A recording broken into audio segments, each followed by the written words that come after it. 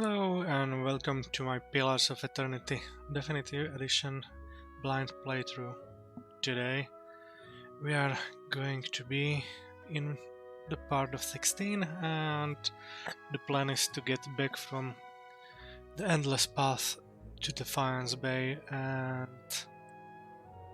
solve some quests, primary in Catacombs and then in Sanitarium, and after that we'll see. So let's start right away.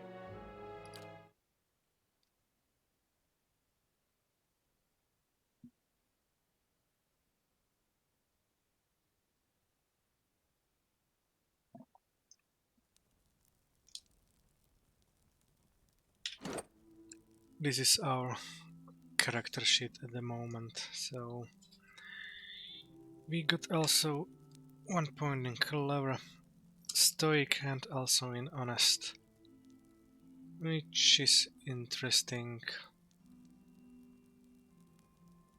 We still need to work out on Defiance Bay reputations.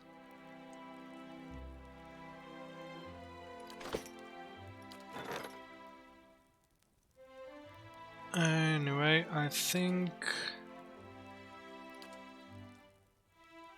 I will hire one more guy for the security.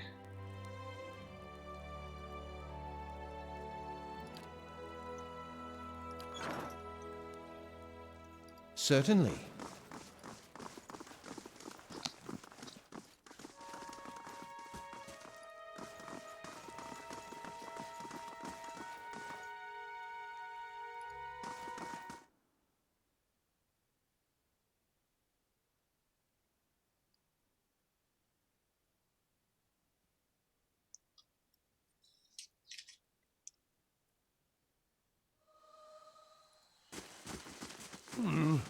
Looks a little healthier than before. I hope so.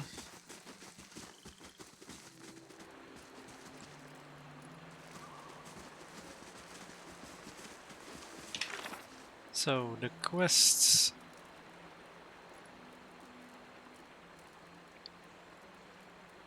is this, and also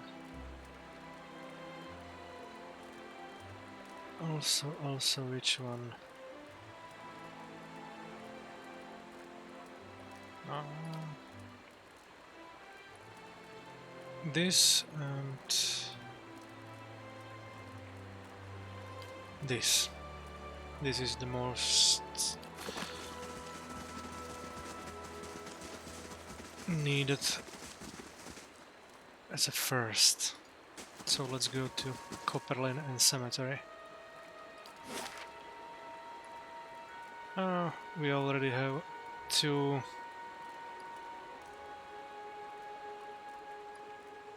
areas from White March expansion.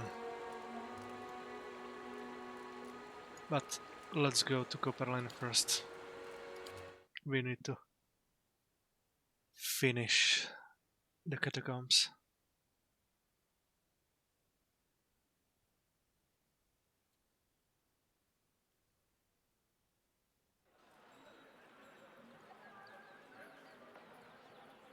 Have you ever chased a skirt wizard? Or do you merely hide behind them? Don't pawn your personal problems off on me. They will use you, cast you off when it suits them. Never speak another word to you. Maybe they just don't answer to fiery whore. I love these barters. Anyway, Solomon the Sheckler. He will be leaving in 8 days and he probably wants to sell me or do some shady business, which I probably will pass on again.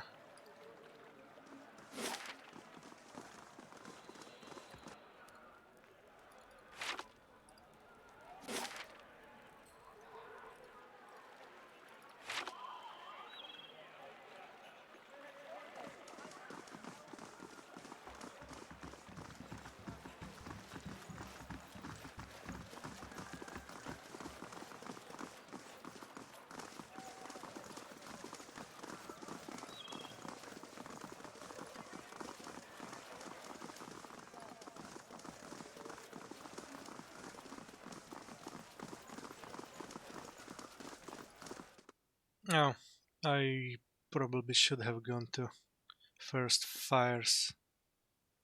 It's faster from there.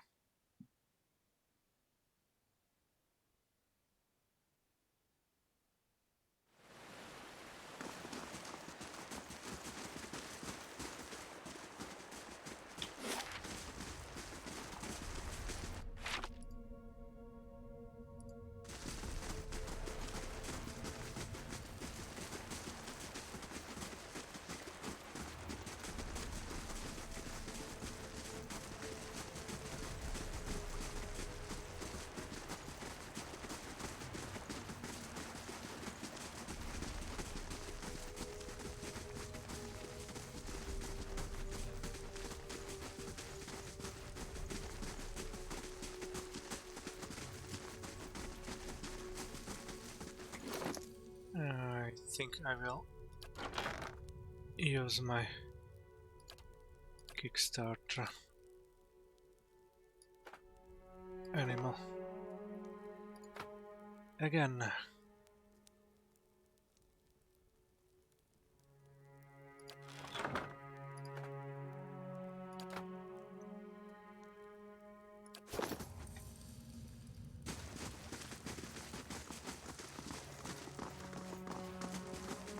I'll take a look.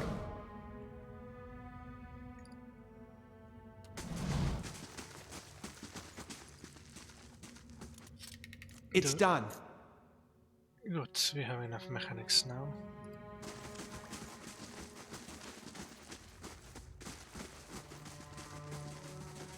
Also design this one, and then we can go talk to Helic and probably dispose of him. It's done.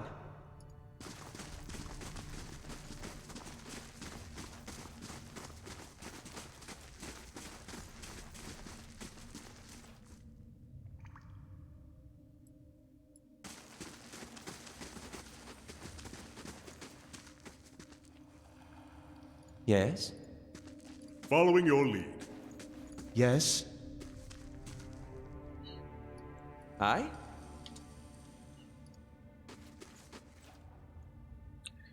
Did you find my grimoire?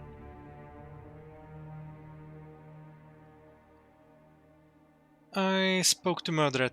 He doesn't have your grimoire. Helic lets out the bubbling hiss of frustration. There's not much fun in a joke if you have to explain it, is there?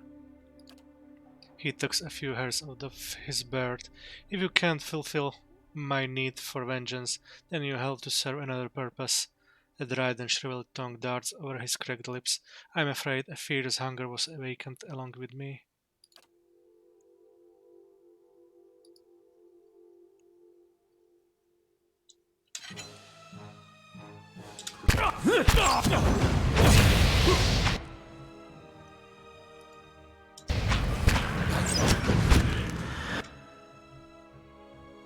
Where are you? Yes.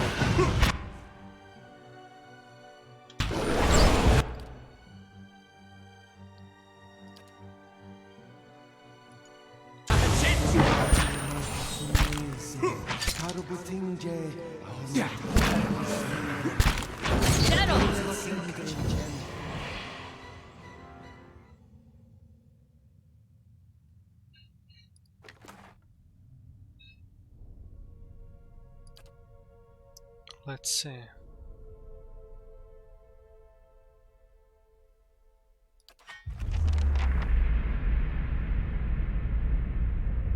A soul prowls within the bloodstone like a caged stelgare. It's filled with a fierce, restless energy. Who are you? You see an image in your mind of a woman in heavy leather armor, bearing twin daggers. Next to her is a man, young and handsome, who calls her Rowena. The vision shifts to a wide swift plain next to a lake. 50 men and women in matching leather lay dead, their bodies contorted and deformed by some sinister sorcery. Rowena falls among them, her body collapsing next to the young man you saw earlier. She's too weak to speak, but the name Dalton appears in your mind. A lone figure strides across the battlefield, barely bothering to step over the corpses. His eyes are filled with an unnatural light and fixed on Rowena. He reaches out to her, and what little life remained in her body departs. When he takes the amulet from around her neck, you feel her anguished soul trapped within it. With a final contemptuous glance at the fallen Dalton, the man departs. Dalton sent me to find you. The soul pulses with warmth. It fills your mind with memories of a young man who was both bold and generous. But fury and despair gnaw those images away until all you can feel are cold, crimson walls, pressing against you, and something loathsome feeding off of you as the years fade into decades. What do you want? You see an image of the amulet chattering and the soul inside rising and dissipating among the stars. Forever.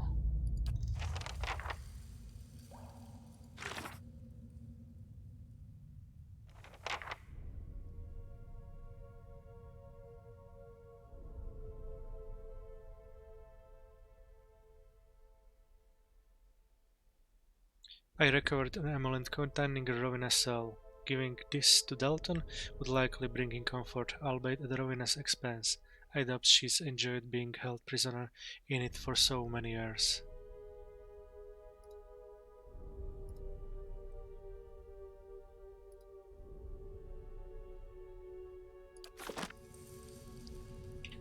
Okay, so now we have to decide what to do with the amulet.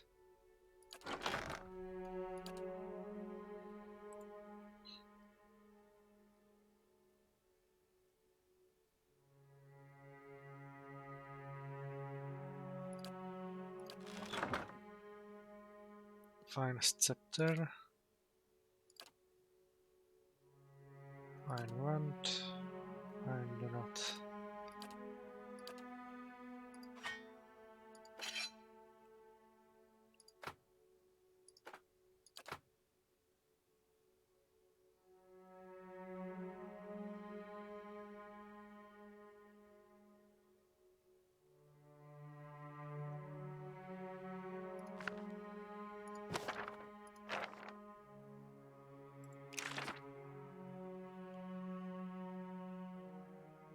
Let's learn this one right away.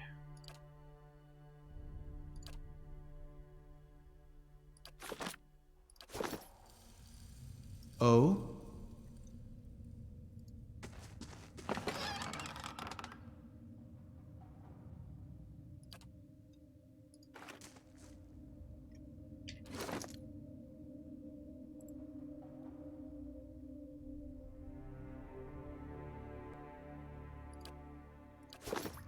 Okay, Certainly.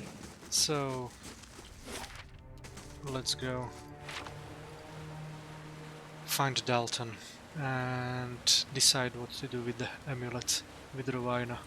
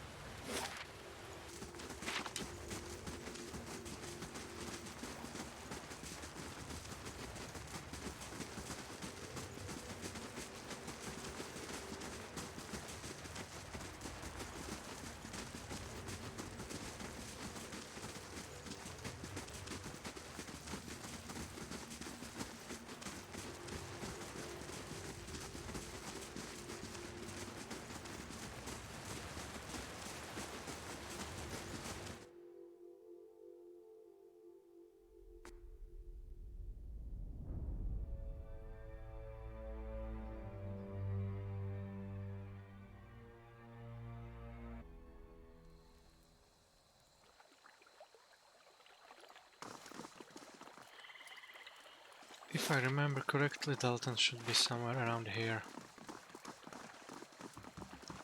But I'm thinking if I should go first to Sanitarium and then maybe speak to Dalton.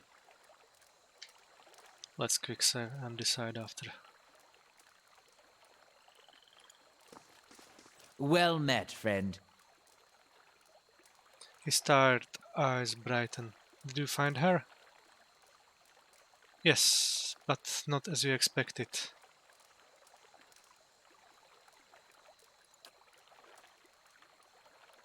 The old man studies the amulet. Rowena used to wear this. Where did you get it? From Helig, who's kept her soul trapped inside it for decades. It's time to set her free. Dalton's eyes widen in horror. No, please. After searching for her for so long, he gazes at the amulet. Just to have her close to me, to visit her in my dreams. That would be enough.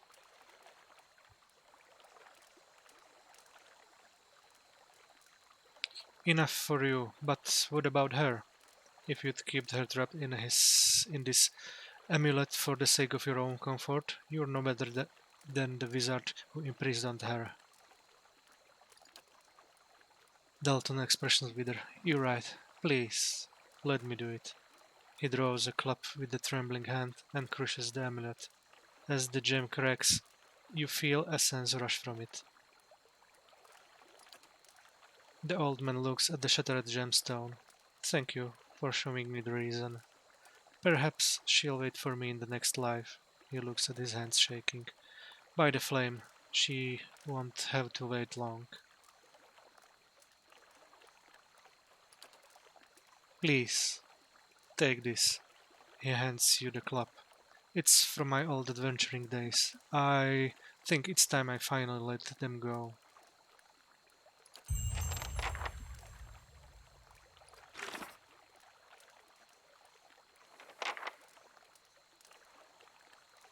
Helic has imprisoned Rowena Salt in a bloodstone amulet. I convinced Dalton to destroy it to set her free.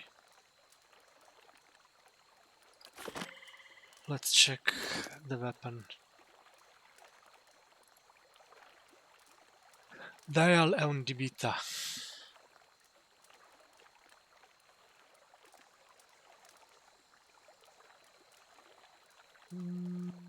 This is interesting.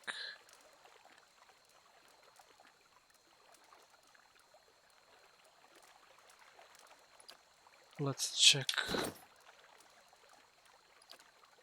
which of my characters can use it.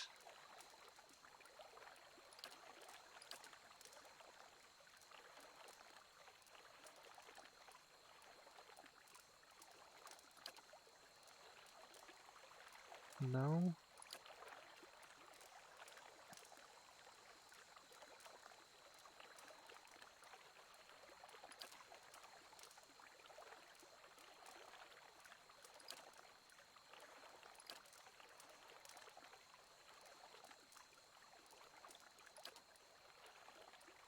No. So probably better choice than this one. Oh, it's draining.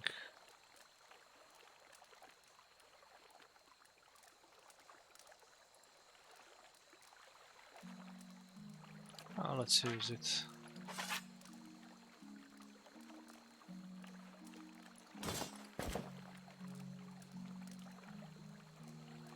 You never know.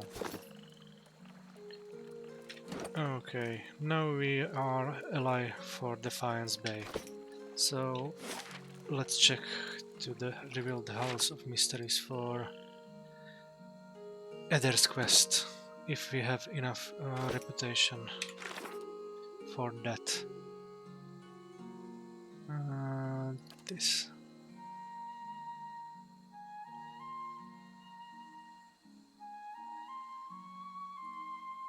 Talk to record keeper.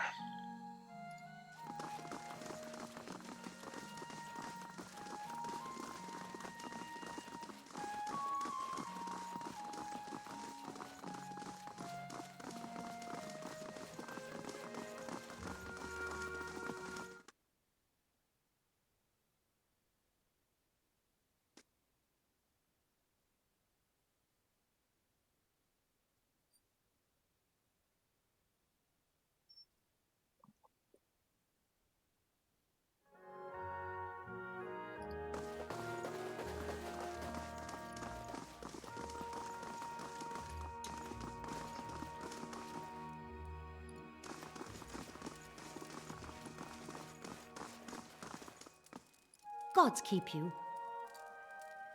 Grimda glances down her spectacle, ever inquisitive I see.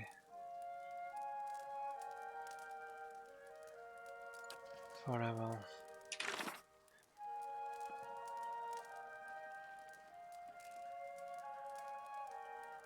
A ducal palace, okay. So, wrong building. Let's go to first fires then. Or no. Let's go to the sanitarium first. Then we will go to...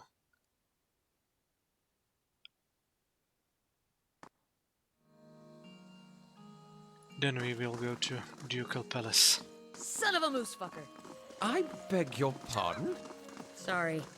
Kalu's always telling me to watch my language, especially around the kids. Guess I haven't had a reminder in a while. What happened? One of them heard me tell a joke about a Glamfellan youth with frostbite somewhere sensitive. Kids repeat everything. I meant just now.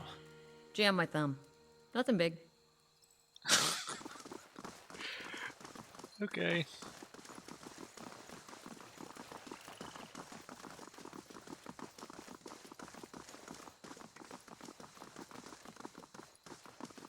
I will be missing her, but I think Palagina will be a better choice as Sagani for a while. So let's go to Brackenbury and to the sanitarium.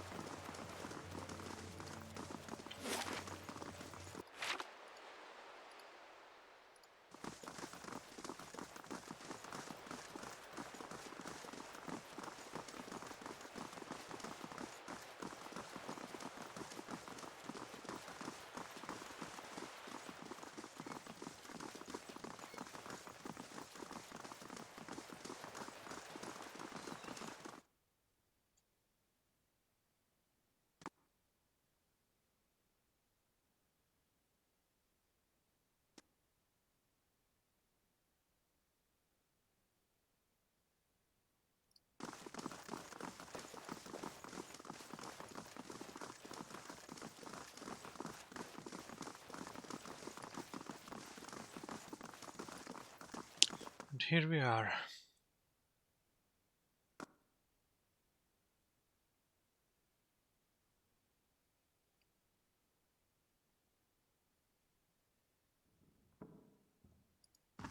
Let's see what Ezo has to say in his defense. But let's talk first with this guy, if he has something to say about Helig. Good day to you. Modred looks up from his scroll. Yes, Helig is dead.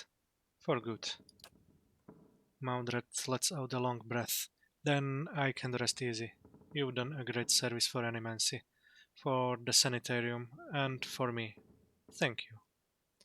Glad to be of help. Farewell.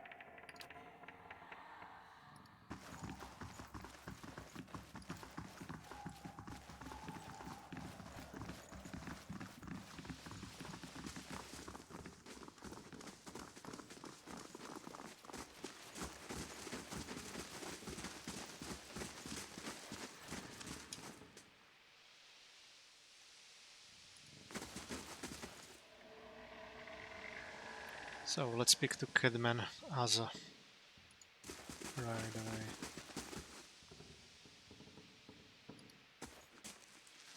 A round-faced balding man turns to you. A round-faced balding man turns to face you. His upper lip is pulled upward slightly by his pointed nose, exposing his upper teeth when he scowls. What is the meaning of this?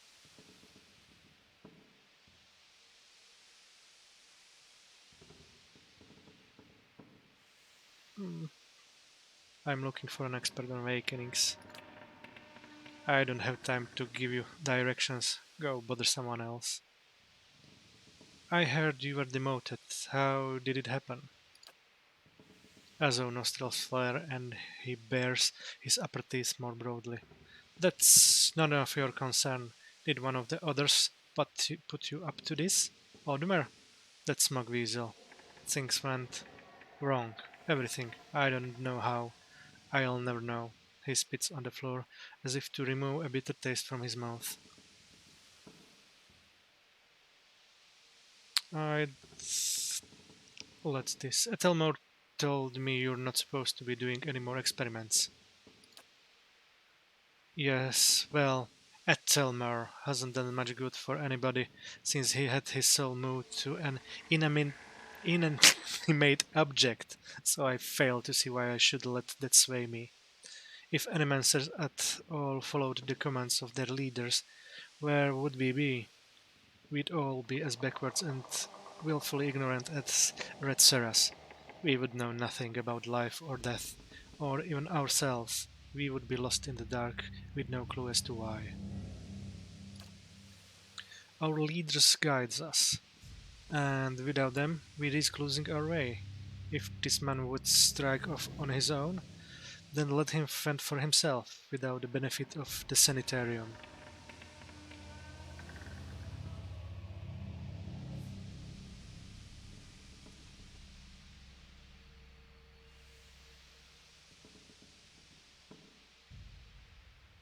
Surely there are other paths that don't involve risking lives. Indeed. Many lives have been spent in such pursuits, writing treatises and poems. But tell me this, how does one verify the truth of a poem? If some philosopher stumbled across the meaning of our existence, how would we know it from a false one? These are wasted lives. In Animancy there is progress. We are measurably closer to complete understanding because of our work. And that will be true until our work is complete. Who will solve Widewen's legacy? Some church? Some warrior? It will be an Animancer, or it will be no one at all. Have you tried your experiments on any other subjects? I have, yes. No point in lying about it. Now that Ethelmore's involved, I asked for volunteers from our patients and a few brave souls came forward. I was very close at one time to a breakthrough. They understood that. They understood their sacrifices would mean something. I'd like to access the North Ward. Oh, tough questions. Those patients are in isolations for a reason.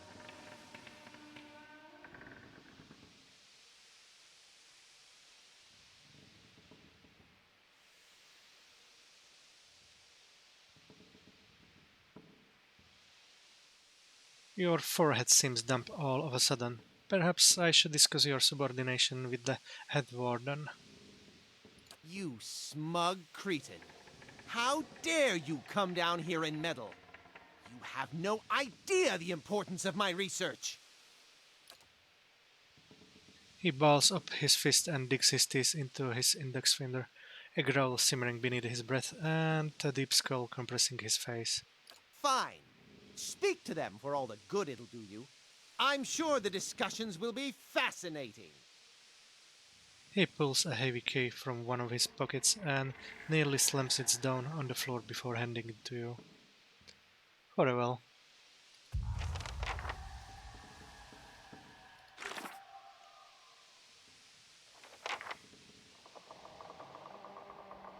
I received the key to the northward from Azo. He was not pleased to give it.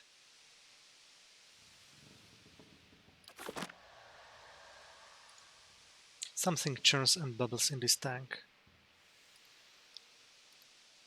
The copper wires and conduits are shiny. The device is warm to the touch. I shall make it so. It's done.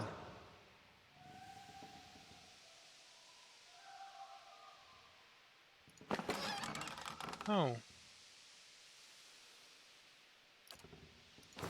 Let's see this. Damage reduction 7. Stun duration knockdown.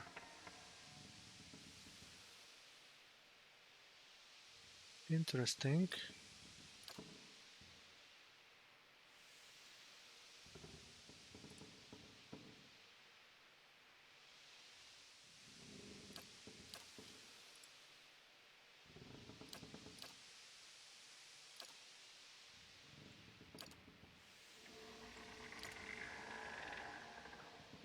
So, much better fit for Sagani, but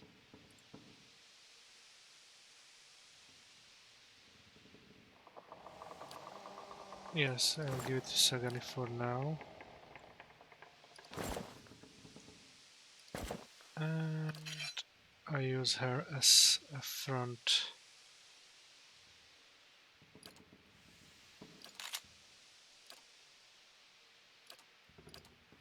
for now.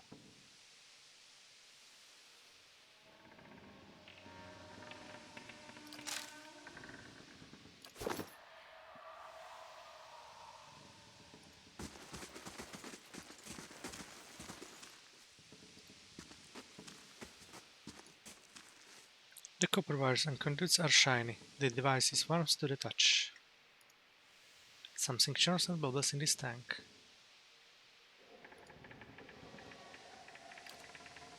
It's done.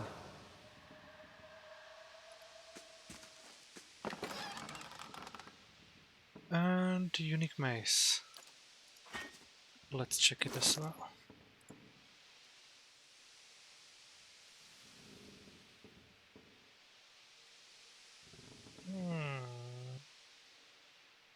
Very interesting.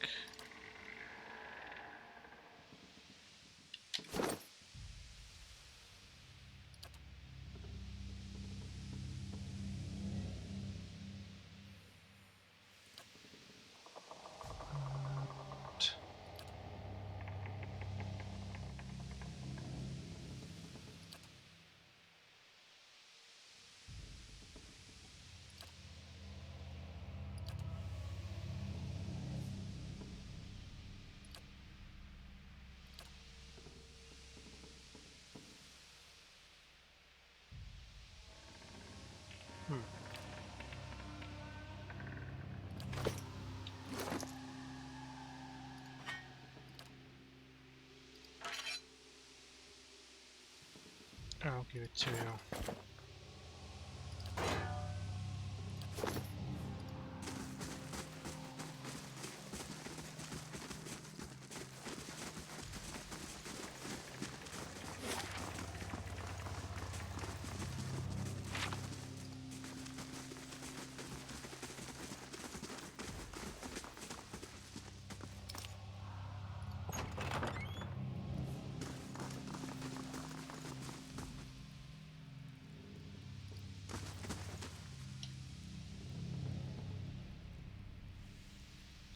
Let's quick save just in case, and let's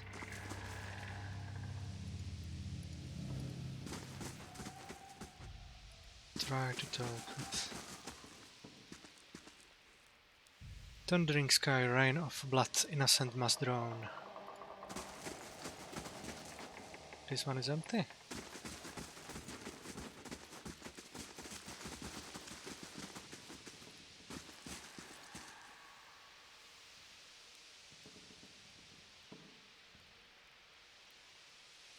Matisha.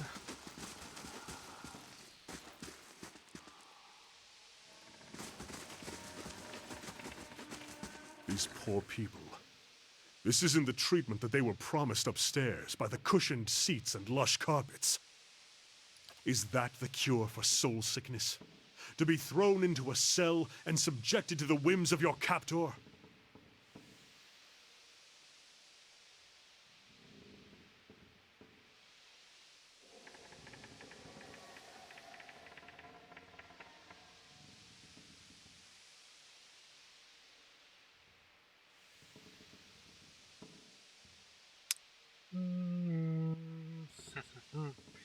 They've made great advances here. I'm sure they know what they're doing. But do their patients? I don't know. This all seems aimless in this light. Experiments for their own sake.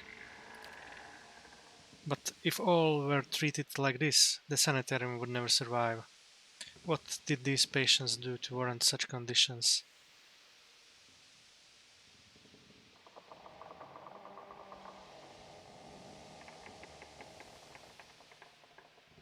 There are just as many who come here and are cured of their ills, people who would otherwise be cast aside.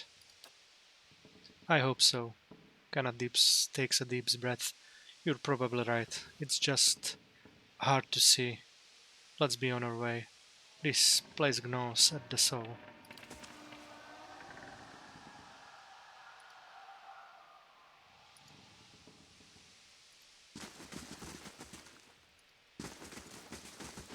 And what does the flame reveal?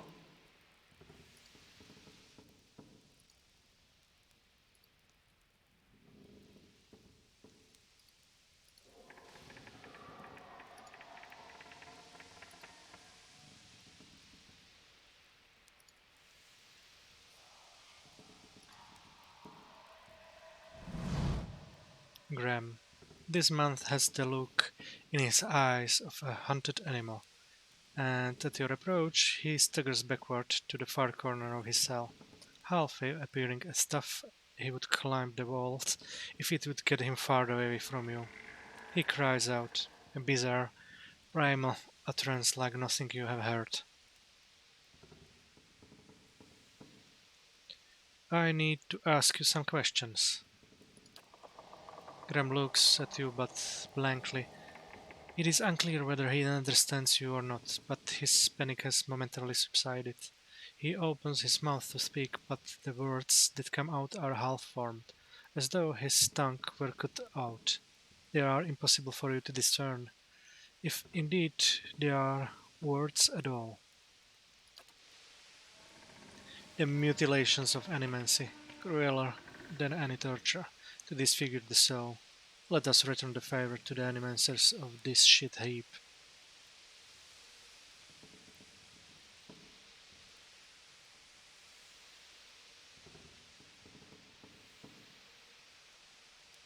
You're afraid. Do certain visitors make you afraid? He looks at you with uncertainty. Slowly, tentative, he steps closer to the front of his cell, and as he does so, for the first time you can perceive his soul within your ken. It is misshapen, as though made by some jagged instrument, and large expanses of it have been gouged entirely. You feel no barriers of resistance. If you wanted to, you could look further into Graham's soul. Peer into Graham's soul. You project out toward the maimed soul in front of you, merging with it, its confusion and fear becoming yours as it whisks you into its depths. You're in your cell. A key turns. The door creaks open on neglected hinges. Thoughts come to you in waves, incomplete, broken, fearful. Standing at the door is a rotund, balding man. His upper teeth and pointy nose remind you of a rat. He beckons, apologetic. You don't want to go. Anything else. In your mind is a single word, and the word is no. But it dissolves before it reaches your lips. You press against the back wall, cornered. You cry out. In darkness, you fight against unseen restraints. You cannot move your arms or legs. The man walks into the room carrying a lit candle, its meager flame casting long shadows across books and machinery. Straps bind your arms and legs. Cold metal circumscribes the crown of your head and the breadth of your chest. The man is sorry. He is in need of raw materials. They dismantled his work and he needs another source. He needs to show them he was right. He thanks you. Then he turns a knob and you feel yourself being to crack from within, and you can feel pieces of you torn away, like having your insides chewed by a horde of rats, and you are screaming, a scream you can barely hear. Continue searching. Another night. Heavy footsteps outside your door. Coming for you, you look through a slit in your door. The flesh giant, the artificial being just outside, but facing left, facing the end of the hall. The boy there. The boy looks with interest at the giant, then collapses to the floor like a shed snakeskin. The giant convulses for a moment, then rights itself, turns away, and leaves. The couple from Graham's soul. Graham looks at you, still wild-eyed but somehow more present. He nods at you, then walks back to the end of his cell.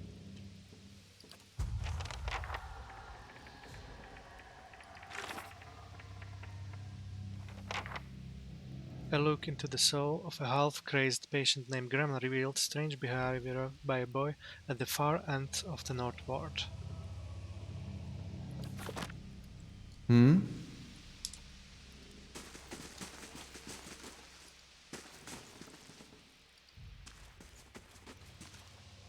Is this my face? Tell me.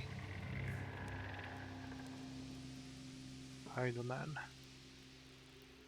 And what does the flame reveal?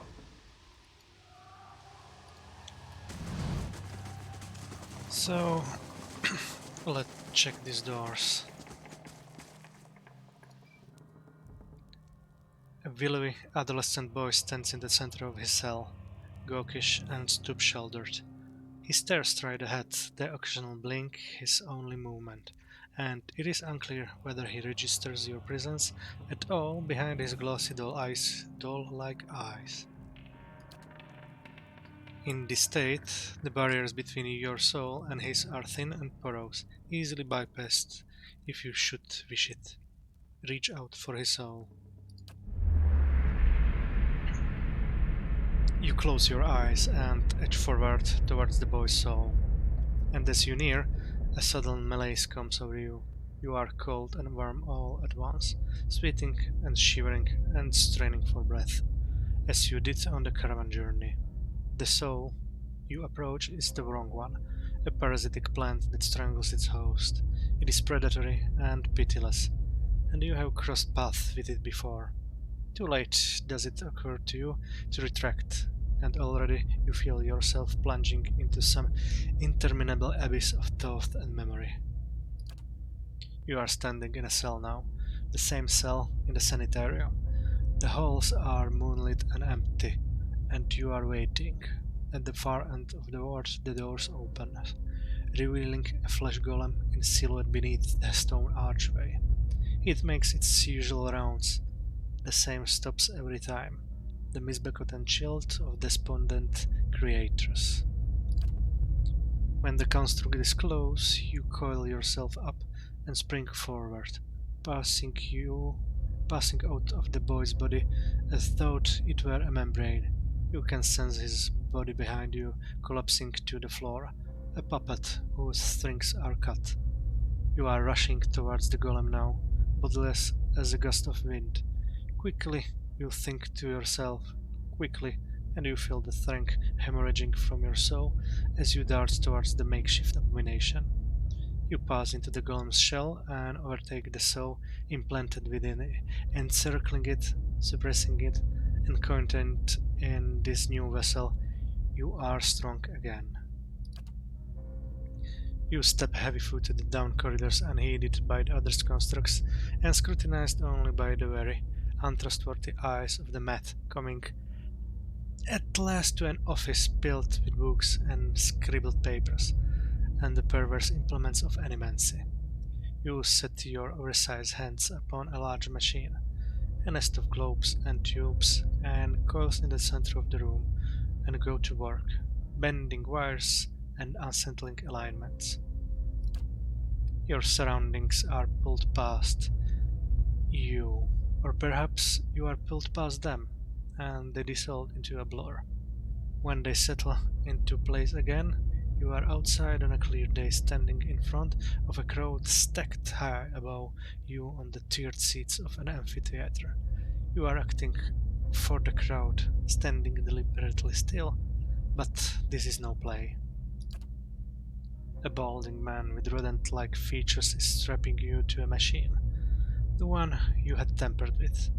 You see your arms for the first time, short and fleshy, unmistakably those of a little girl, but this body is not truly yours. Your mind still holds the same determination, the same hard-heartedness as before. The body itself is cold and vacuous, unlike the others. This one has no soul of its own.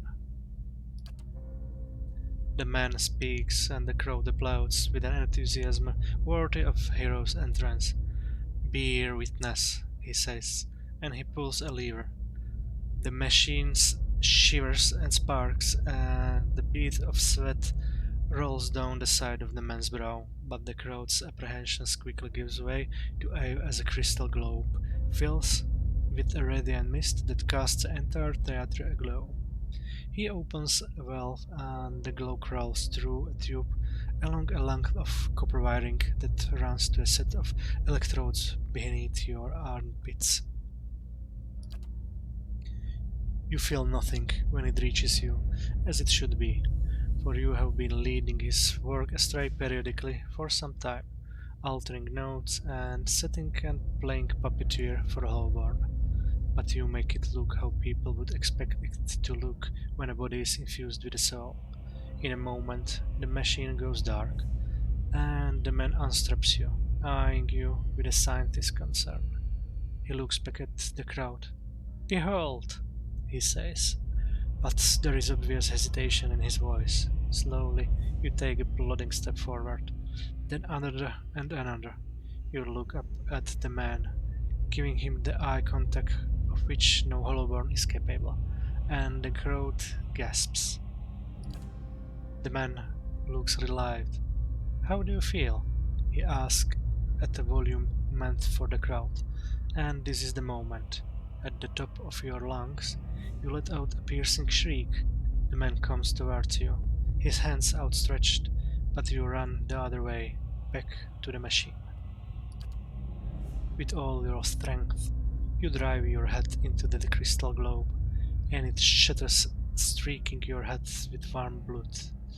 You drive your head down onto the surface of the machine again and again, drawing panicked screams from the crowd, and by the time the man reaches you, your body has already ceased proper function, and merely twitches on the cold ground. Satisfied, you depart the corpse in search for another unsuspecting host.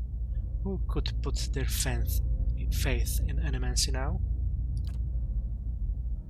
You are pulled again from your surroundings, transcending the boundaries of memories and lifetimes, deeper and deeper, past betrayals and murders, and lies upon lies that form the thick webbing of plots beyond mortal comprehension. You settle at last on a room you have seen before, expensive, with a tall device encasing an other monolith at its center. The room is filled with people, and the people all look at the device. You are yanked suddenly back to reality, and the one scattering boy in the cell is looking directly at you, appraising, calculating. There is no mistaking now that it is the soul of the man who caused your awakening that gazes out from that borrowed husk, a watcher.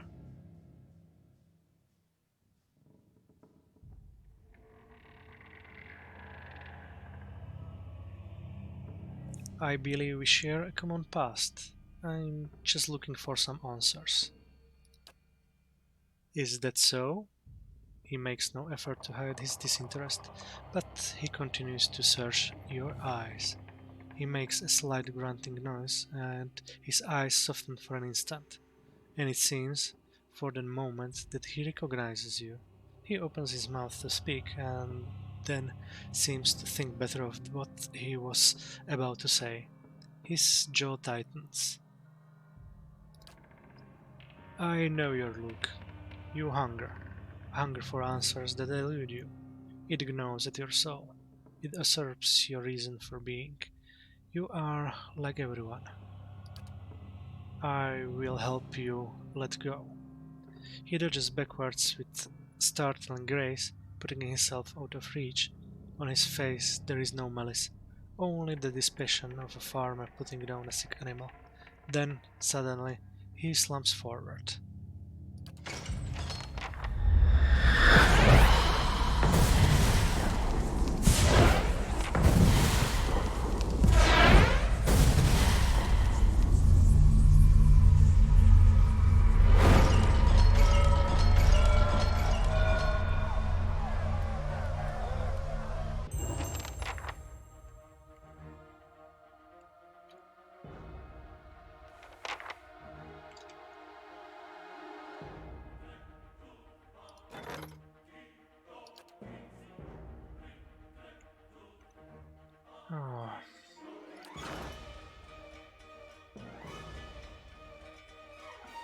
So,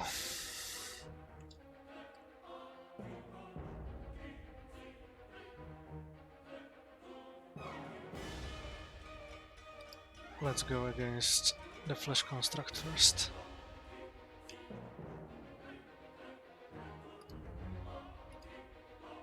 Brave Dalfilad.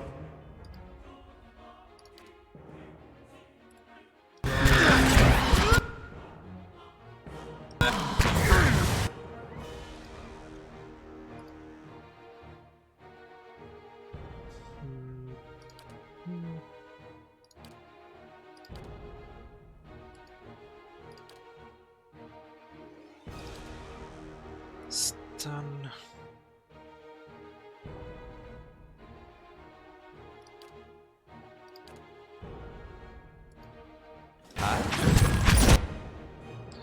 Ouch. The hell is that?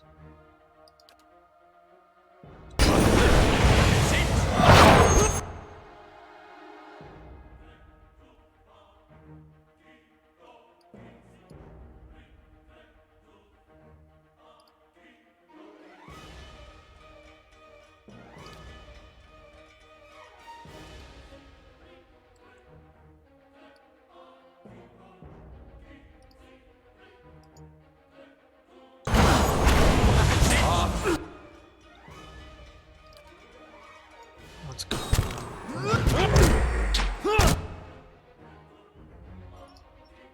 And.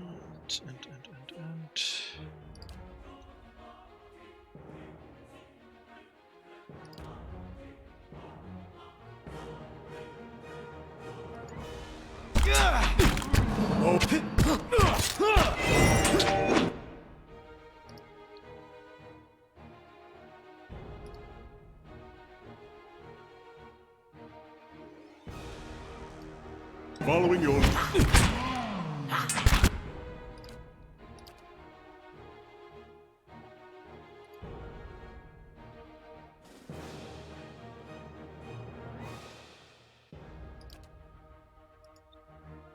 Lava will be on siege!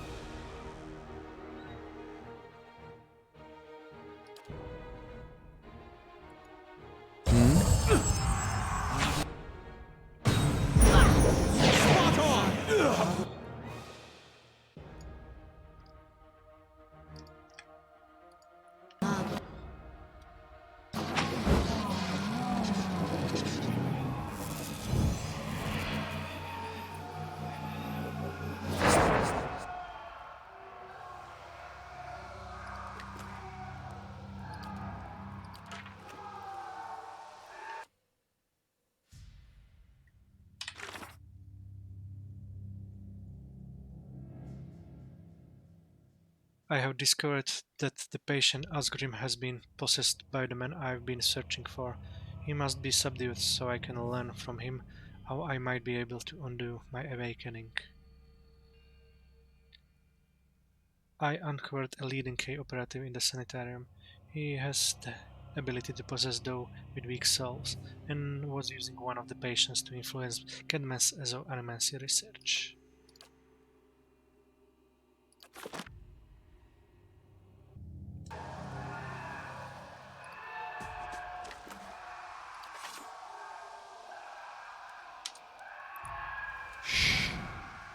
Certainly.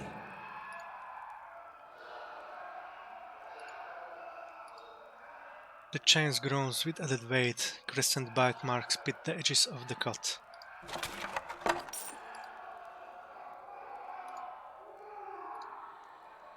The bucket reeks of offal.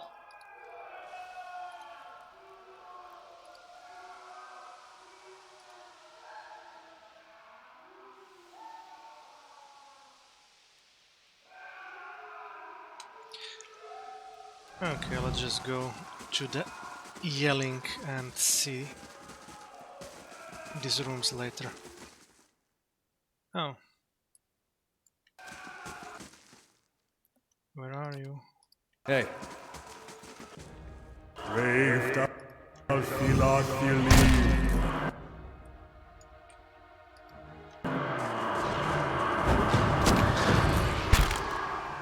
That's it!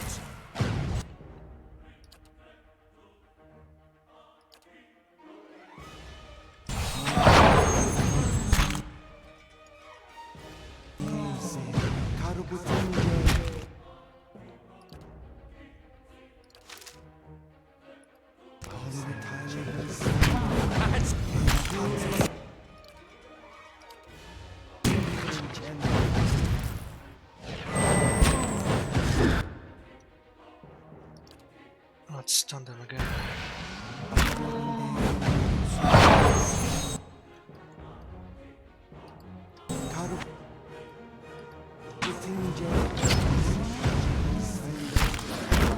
That's it! Josh!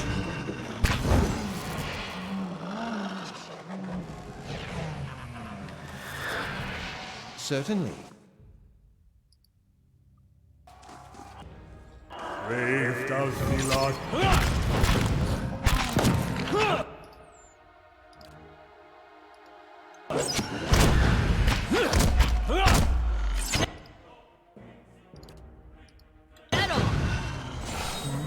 Oh? Light, flame, and sound. We'll keep to ourselves.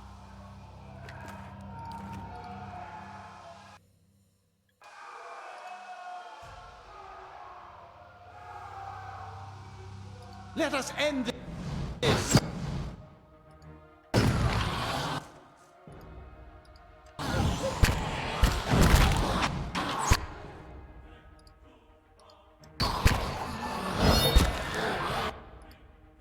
Ready.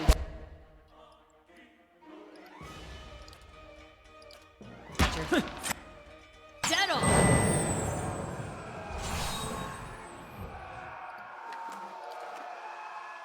Certainly.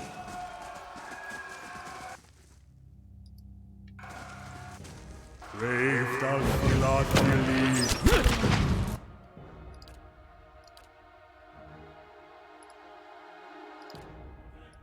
Oh.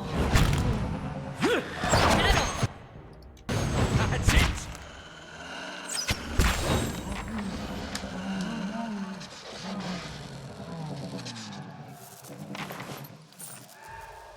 Certainly.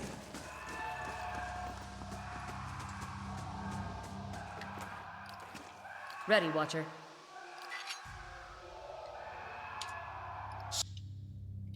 Certainly.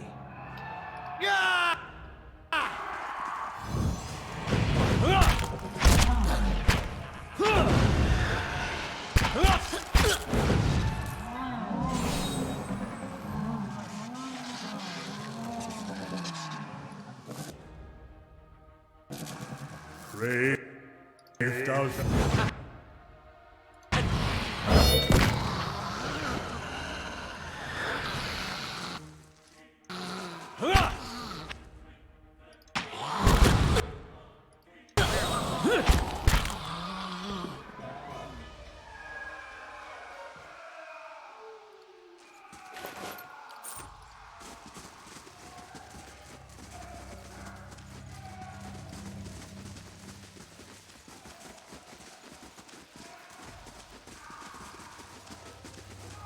I shall be quiet as a calm sea, which is not very quiet.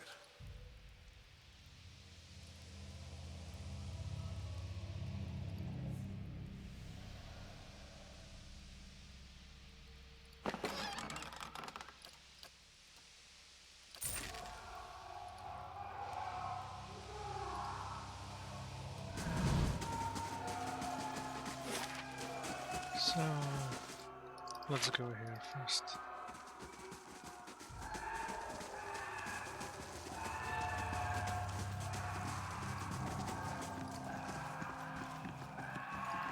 I shall be discreet.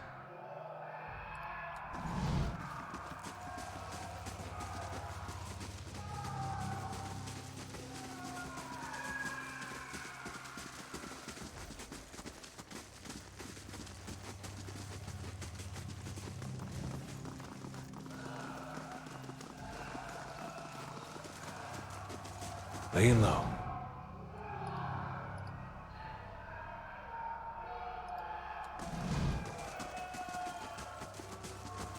Sharp eyes and keen ears.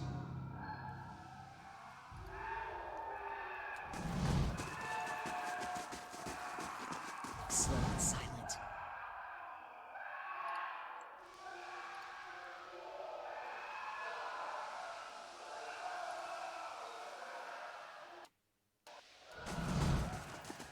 Silence surrounds me.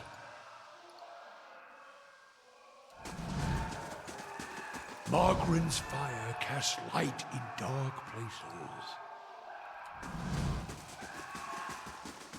Laying low.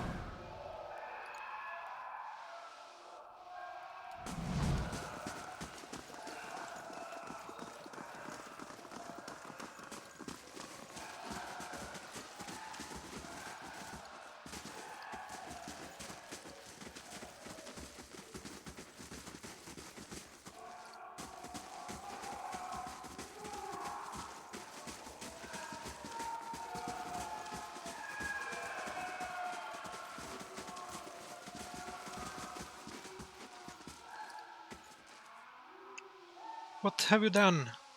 You've been experimenting on patients against their will, mangling their souls. I have witnessed it with my own eyes. Azov's face drains of what little color it had. How could you possibly? Look, it had to be done. Edelmore and the others, they took everything from me. Everything when I was this close. I had to know. Had to know what I felt and why. Imagine the value if I'd succeeded. I had something that could make all these hollow infants into something like a real person. And with a few more patrons and a few years research, who knows? No one has come that close with the legacy. It's why I have to continue. Why I have to risk everything here, working in secret. It's why you have to lie to Ethelmer for me. Tell him you cleared me of all suspicions.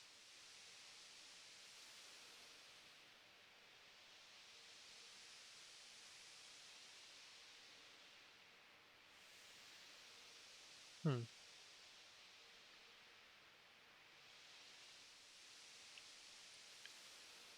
I'm going to expose you for what you are. Then I can't let you get in my way either.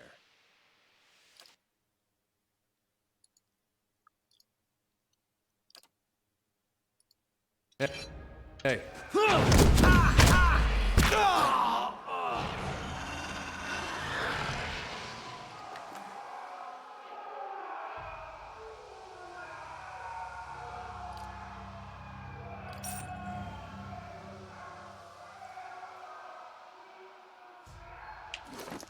Az's research.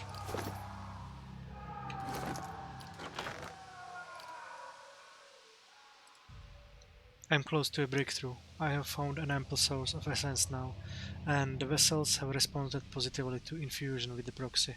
Human trials are the next logical course. All right then. Not under my watch.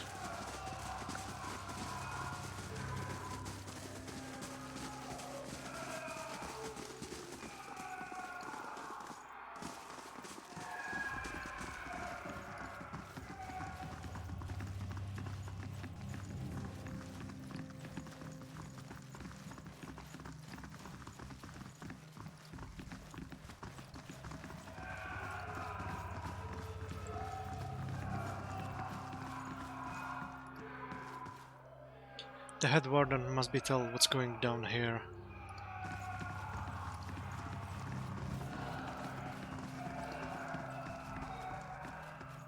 Same here, but I am busy. I seem to have misplaced my notes. I'm getting out of here. It's not safe anymore.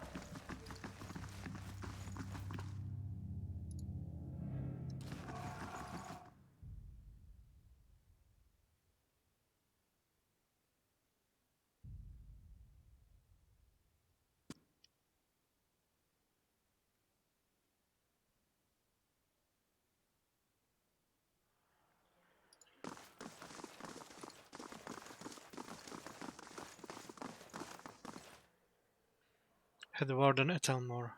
What the blazes happened down there? Were you given permission to ask questions?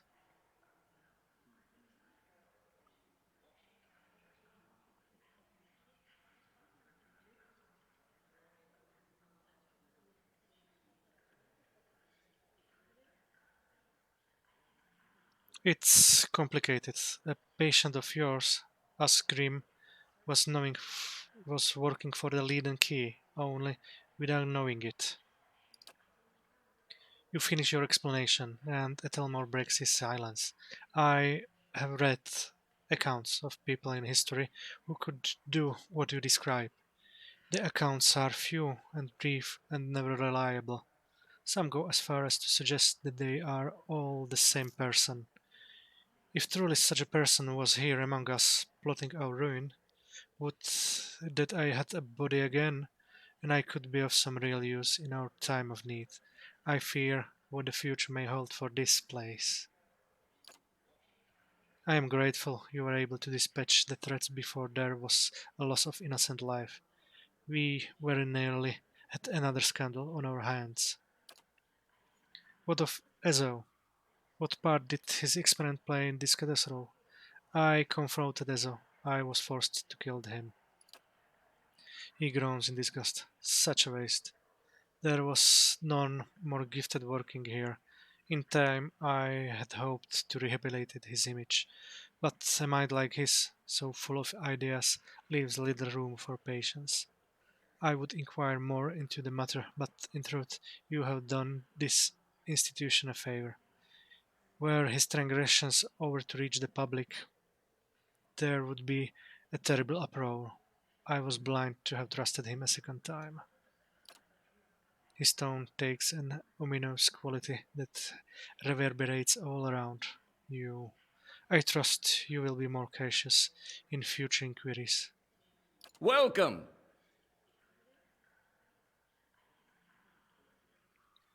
Farewell.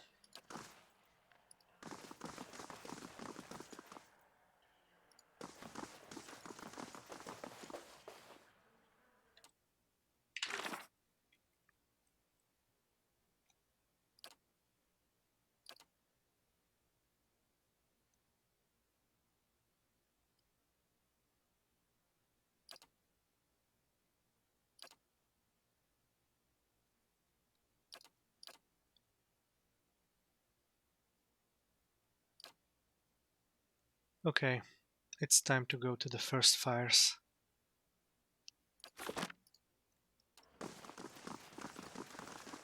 For Eder's quest and for a task about my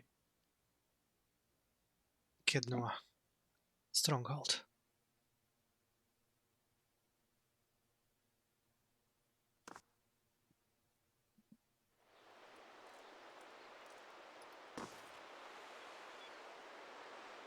How do you do? Beg your pardon, I have a message for you. You are summoned to Hadred House, where Lady Webb wishes to meet with you as soon as possible. They say she is an ancient spider, spinning her nets throughout the city. He gives you a careful look. If she wishes to see you, that either bodes very well or very ill. How did you know where to find me? Well, it's Lady Webb. She knows everything. Tell me about Lady Webb. Do you not know Lady Webb? She's, well, no one's seen her, exactly, in a long time, but she's the mistress of Danry Drow. Has been for a long has been for as long as anyone can remember. He pauses, eyeing passers-by with suspicion. Quietly, he continues. She's supposed to be old, older than anybody, and she never leaves her room. Some say she's wasted away and she's just a pile of bones kept animated by dark magics. She is still at it, best anyone can tell. Learning things, keeping us safe, pulling the strings behind the throne too, it's said. Has a ring of ciphers doing her bidding, telling her everything that goes on. You do wrong in this country before you go asking the gods for forgiveness. Best you ask Lady Web first.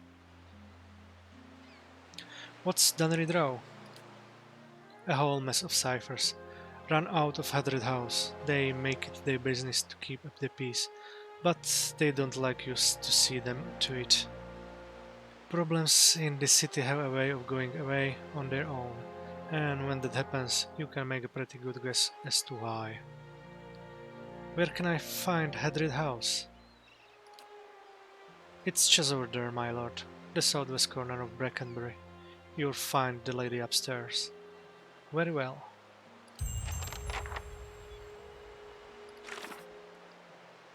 I have been summoned to the Nidro by Lady Web, a reclusive woman who seems to know more about me than I know about her. I have been summoned to Hadred House in Brackenbury to meet with Lady Web.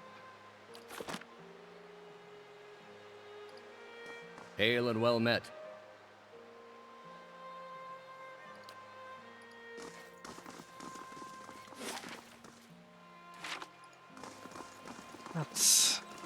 Let's go to first five first.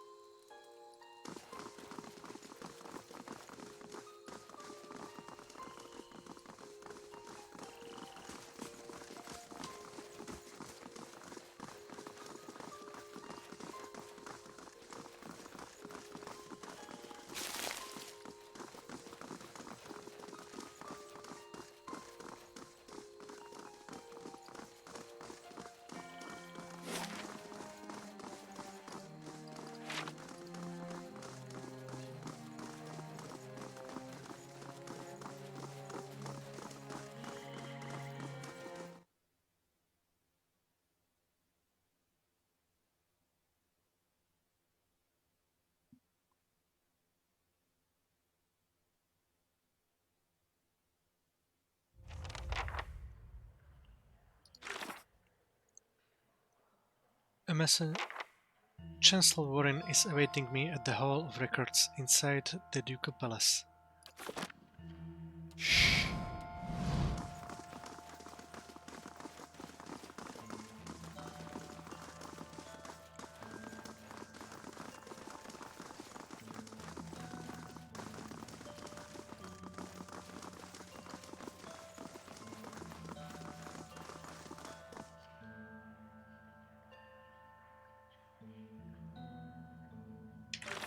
Let's check the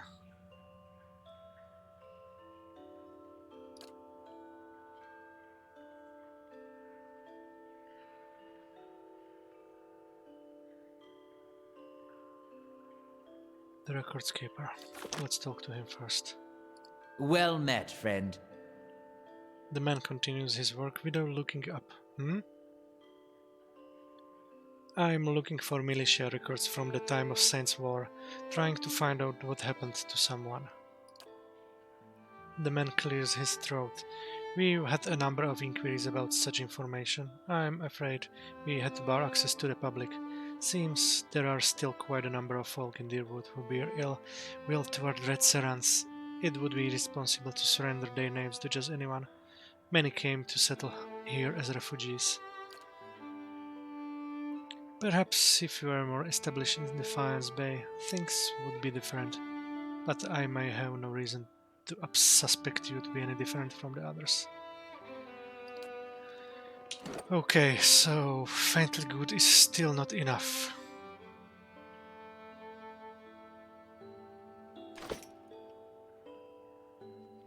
Let's talk to Marshall. I believe you have business with Chancellor Warren. Thank you for coming, Mamulian. I've been trying to track you down for some time. This is Marshal Foreven, Earl Badimar's military advisor. He will serve as witness for this proceeding. He gestures at the man next to him. Well met, Road Warden. Your reputation precedes you. I admit you created a bit of stir throughout the nobility with your reclamation of Sednua. Most are still not sure what to think of you. Get to the point. The legitimacy of your claim to Kednua is in question. Earl Bademar has issued a ruling on the matter.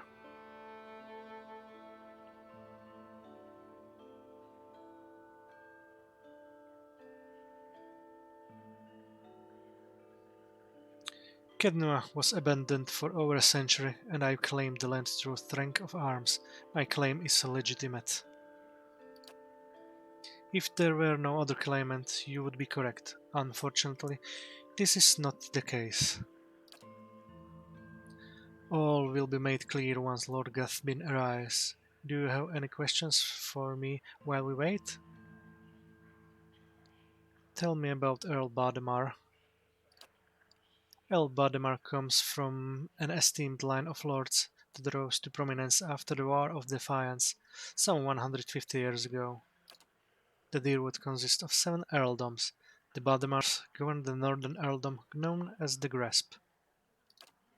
As to the current Bademar, he is as fine a man as I know. It is an honor to serve him. Tell me more about the Grasp. The Grasp is now the largest of the 7 earldoms after it consumed the Prevar earldom of Yenwood.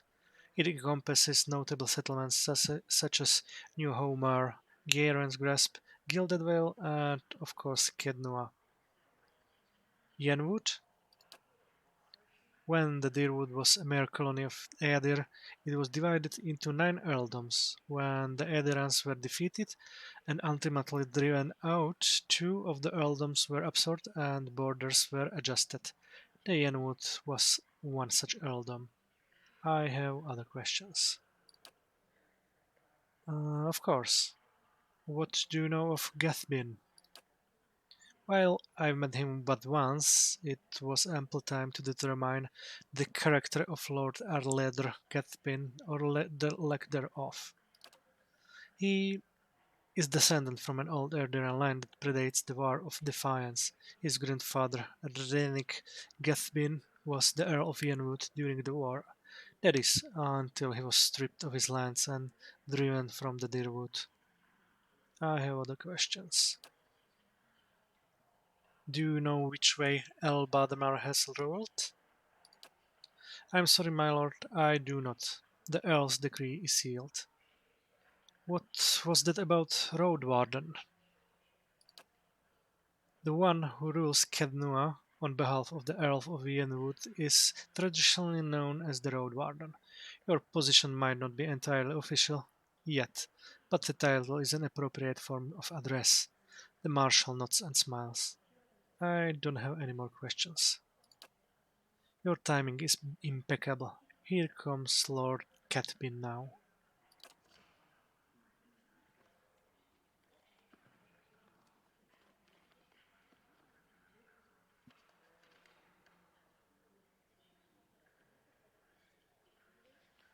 An opulently dressed man strides toward the Chancellor, his sandy hair trailing him like a banner caught in a light breeze, boot heels echoing throughout the hall. An elven woman with cropped hair dressed in dark, glinting male shadows his steps before taking position alongside him. She watches you unabashedly, taking your measure. Let's move past this formality as quickly as possible.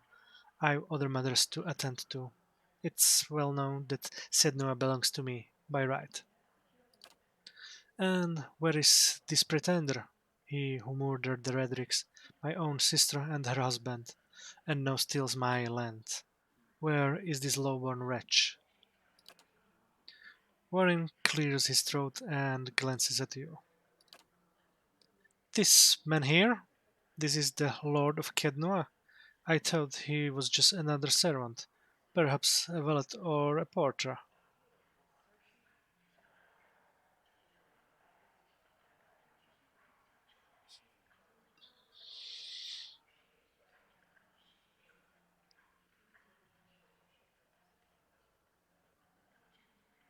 I really don't want to do this. Everyone who owns their own keep, raise a hand. Go on, don't be shy. Imbecile, I hope you enjoyed your time squatting on my land. Provoke me further, and I'll hang you from the highest wall of Kednoa when our business is finished. Chancellor, read the Earl's decree. Warren breaks the seal on the scrolls and unfurls it. Regarding the matter of the Gathbin climb on Kednoa, Earl Bademar finds that the Gathbin climb was never relinquished. By law, Kednoa is the rightful property of Gathbin family. I knew it. Gathbin smirks at you, triumphantly. I'm not yet finished reading, my lord. Gathbin rolls his eyes and motions for the chancellors to continue. However, the Earl recognized Mamulian's part in reclaiming Kednoa, a site that has stood abandoned and even, some would say, cursed for over a century. Before Kednoa is returned to the Gathbin family, the Earl has decreed that Lord Gathbin will provide compensation in the form of. Absolutely not. Gathbin folds his arms, a defiant scowl on his face. My lord, Warren raises his eyebrow. The amount is quite reasonable and requirement for your land to be returned to you, if you'll just allow me to finish. I'll not pay a single copper to this miscreant for my ancestral land. Do you think I'm blind to the Earl's motives, lackey? He thinks he can send a message with this insult. I have a message you can send that son of a whore. Gathbin raises an open hand as the Chancellor shrinks from him, arms raised in defense. Grab Gathbin's arm. Keep your hands off me, you peasant. Gathbin yanks his arm free of your hand and steps back. The elven woman deftly draws a pistol from her thick leather belt. Her eyes widen in anticipation. My lord, please. There's no need for violence. Lord Gathbin holds your gaze for several heartbeats, his eyes burning with hatred. I'll be coming for what's mine. Count on it. Come, Captain Emery, we're leaving. He sneers defiantly before storming down the hall. The captain lowers her pistol and gives a smirking shrug before following her employer.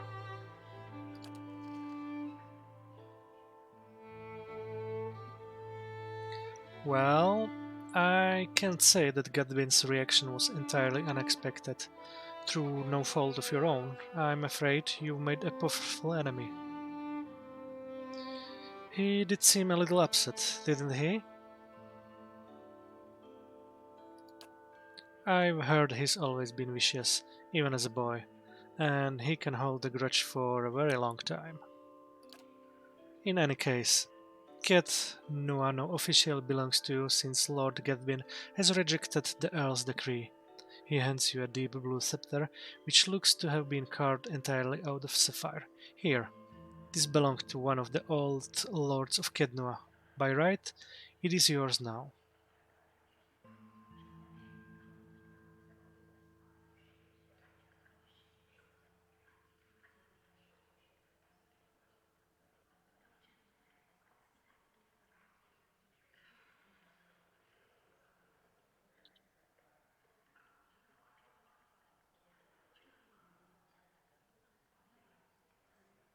Hmm.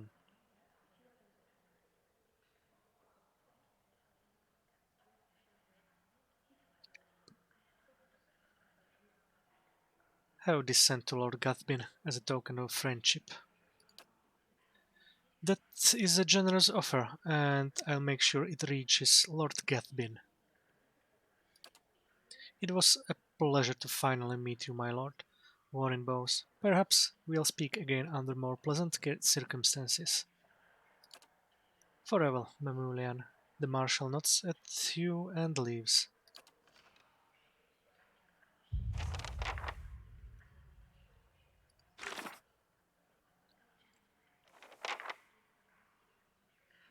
Lord Gedbin rejected the Earl of Yenwood's decree, and Kednua remains in my possession. Something tells me that Lord Gathbin isn't done with me yet. I should remain on my guard.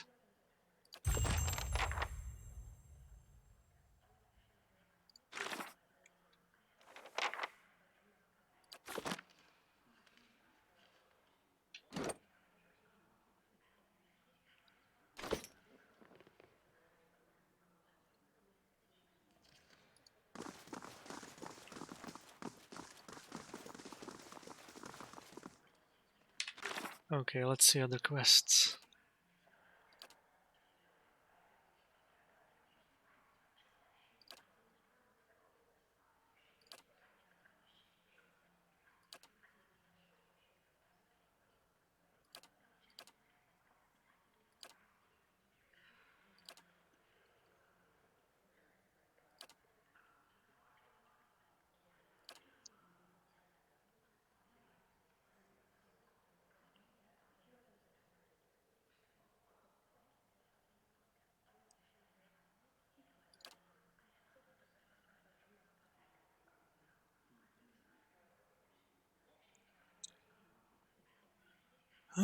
Let's go to Andra's gift. Yeah.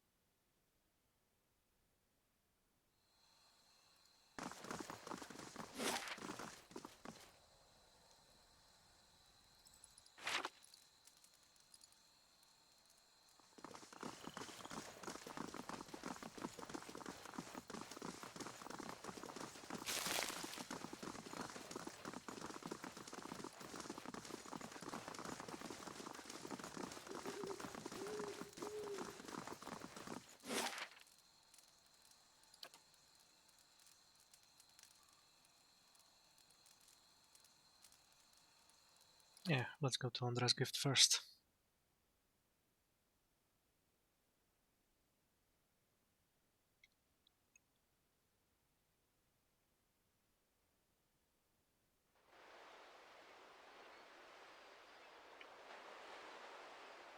Hello?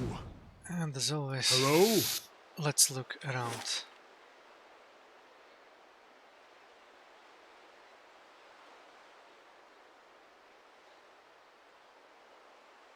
And let's go this way first.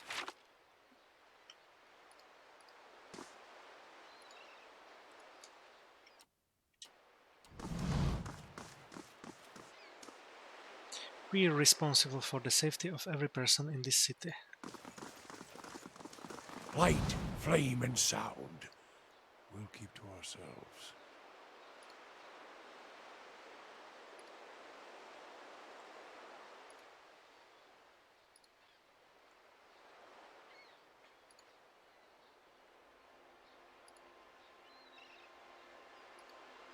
Heck.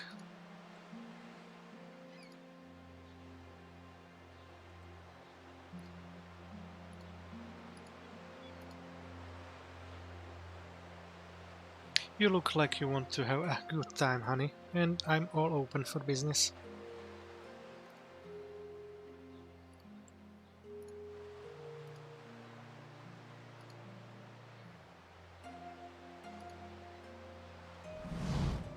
A hooded figure leans against the wall. When he notices you draw near, he stands upright and raises his hand to halt your approach. If you know the words, speak them and we can do business. If not, then we are done speaking. Ik niben Iltfeon. I apologize for the unpleasantries. I'm Current, the Midnight Merchant, as some would say. Ideal in sensitive commodities. Precautions must be taken. Now, let us do business.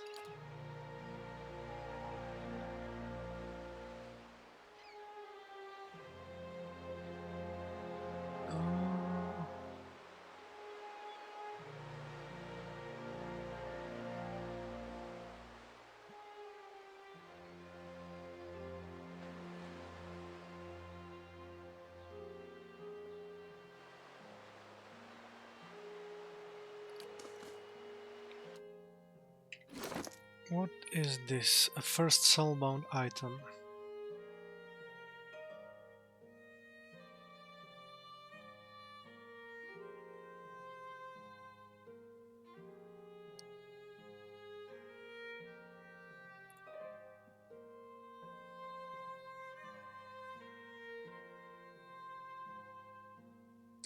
Binds with wizard, priest, and druid.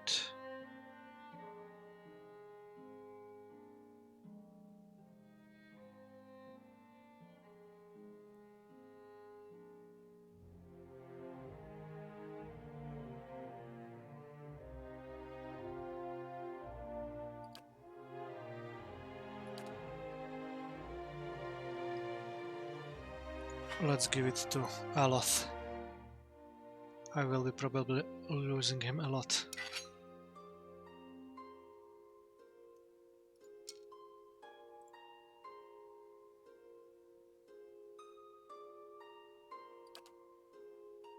Are you sure you want to soulbind Gear Heaven Stains to Aloth? Once bound, this item cannot be equipped by any other character. Let's do it.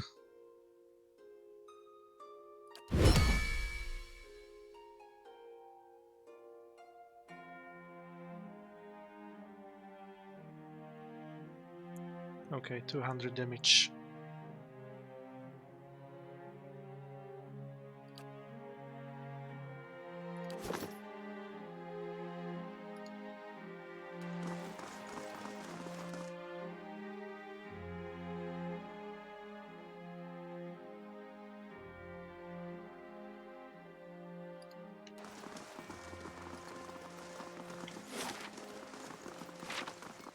I'm on the trail.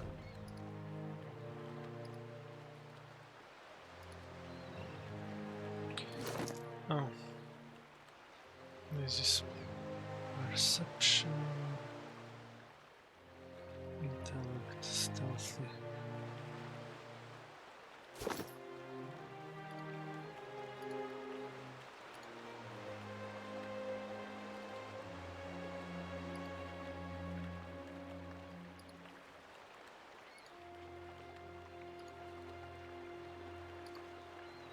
Surrounded by scattered planks, it isn't clear whether this skiff has been half-built and abandoned or cannibalized for lumber.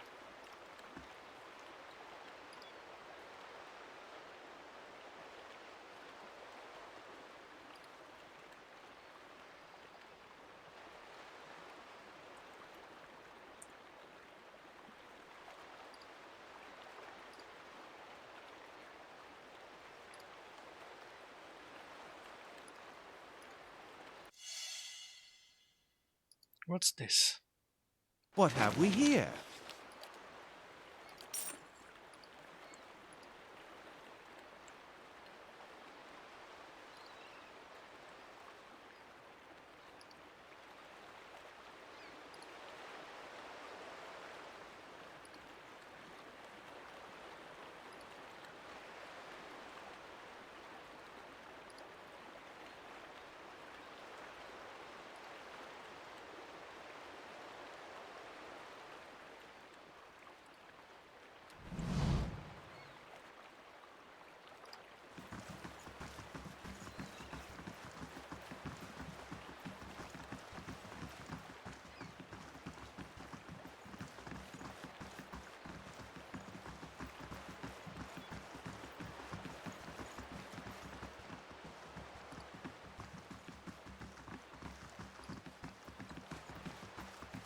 I shall be quiet as a calm sea, which is not very quiet. Okay, let's go. Probably inside.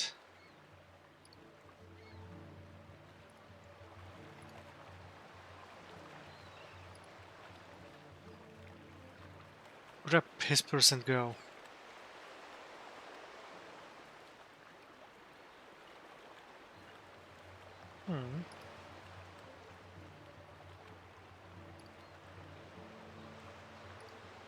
The salty must. Let's talk to the noble. This man's fancy clothes are ripped and blood flows from a fresh cut above his eye. He tries to push himself up, but his arm is shaking. He winces painfully. Help him up. Thank you, he gasps as rises. My head.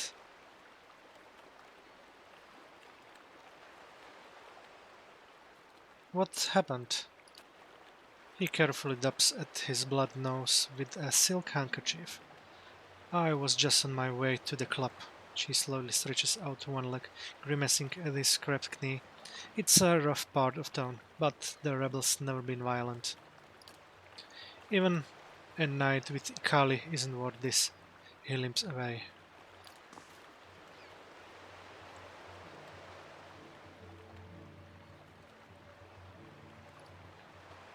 What's the rush? Come and stay with me for a while. I'll take a look.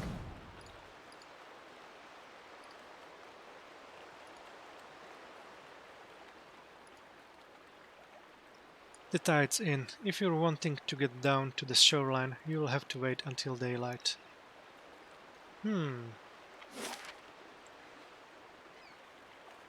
Okay. I try to remember this.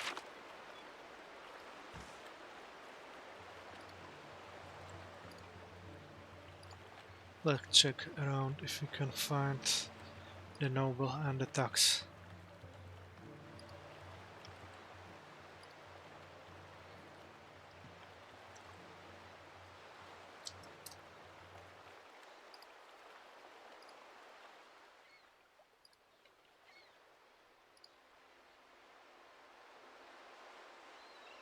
The prostitute holds her hips, thrusting her chest forwards as you come near her.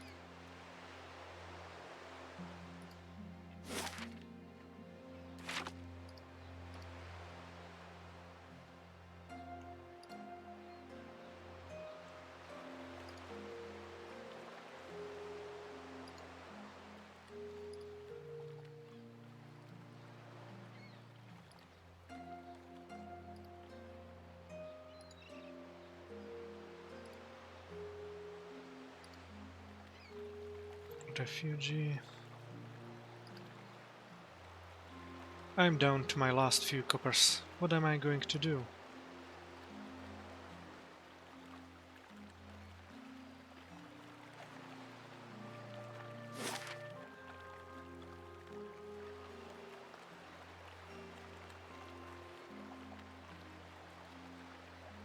Let's go to Oda's house.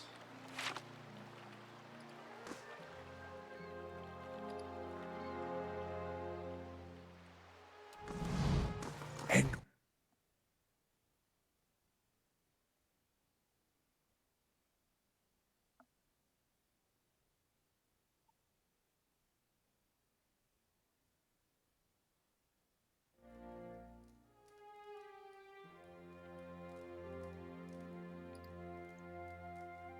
Are you here about my boy? A quiet motionless shape is swaddled beneath filthy rags and moth-eaten towels.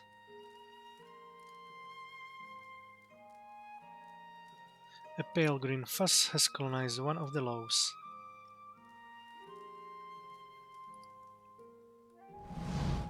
The woman looks like she hasn't slept in days.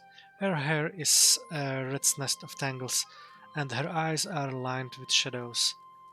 She casts an anxious glance at the door. Her eyes widen. Somewhere between hope and apprehension. Are you here about Darin?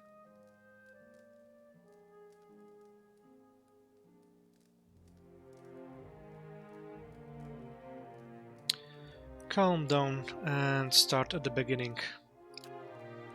It's my son. His father, Wade, took him fishing 2 days ago, and I haven't seen him since. The neighbors are no help, and the city watch hardly bothers with the gift these days. I'd be out on the docks and looking myself, but I can't leave the baby. Her eyes wander to a crib, and she lowers her voice. I don't dare take a Hellowborn out. What with the violence near the brothel? Uh, you have a Hellowborn baby? The answer is etched plainly on her face. Wadewen's legacy is as potent in Defiance Bay as anywhere. People are scared and they're looking for someone to blame, whether it's those women at the brothel or the families of these poor babes. Might be nice if a god or two stepped in and sent people straight, but maybe that's just me. She sighs and watches the motionless Gretel.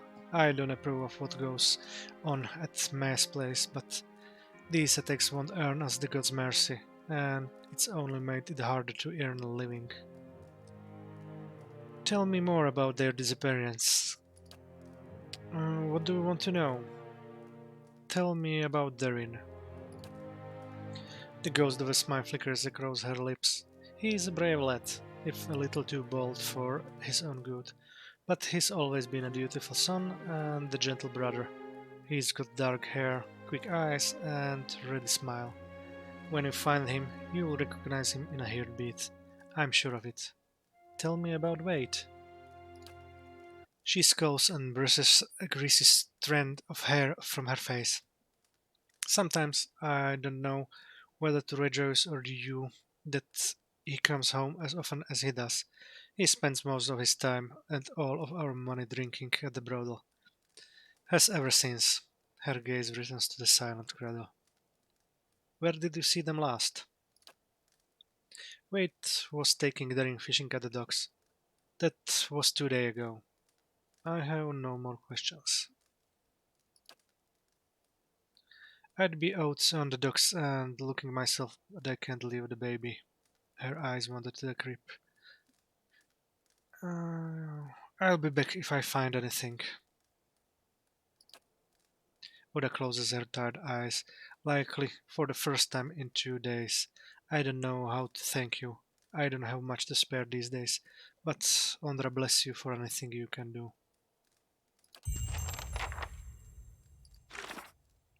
A young boy named Darim has gone missing in Ondra's gift. Oda's son, Darin, has been missing for 2 days. She has to care for her lowborn child at home, so she asked me to search for him. Oda last saw Darin when he left with his father to go fishing at the docks. Perhaps I should speak with the sailors and fishermen in Ondra's gift.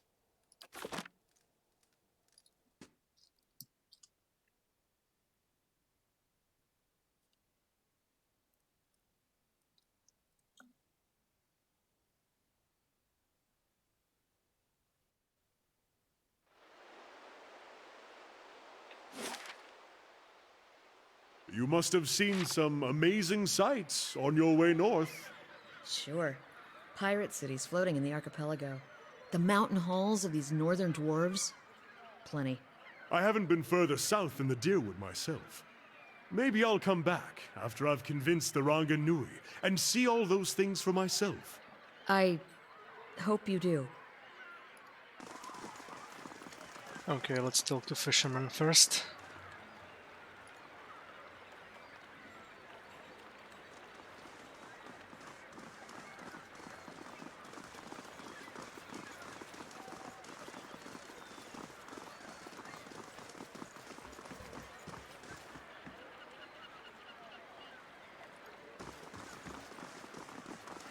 No luck here.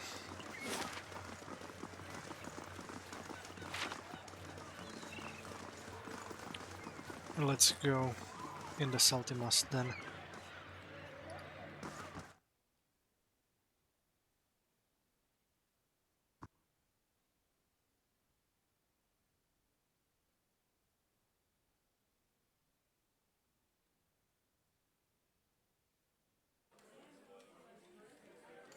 Nothing like this in Gilded Vale.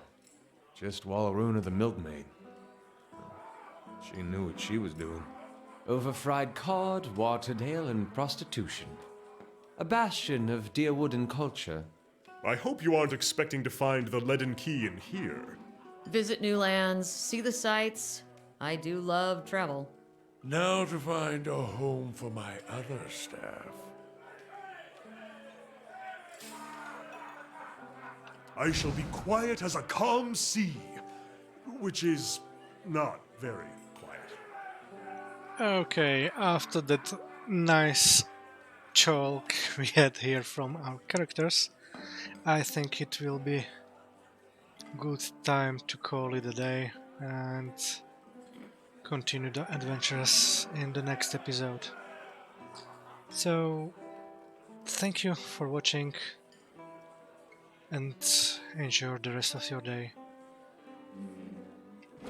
Also, if you like the walkthrough of which I'm doing right now, feel free to follow me on Twitch, Mixer, and subscribe on my YouTube channel. Bye bye.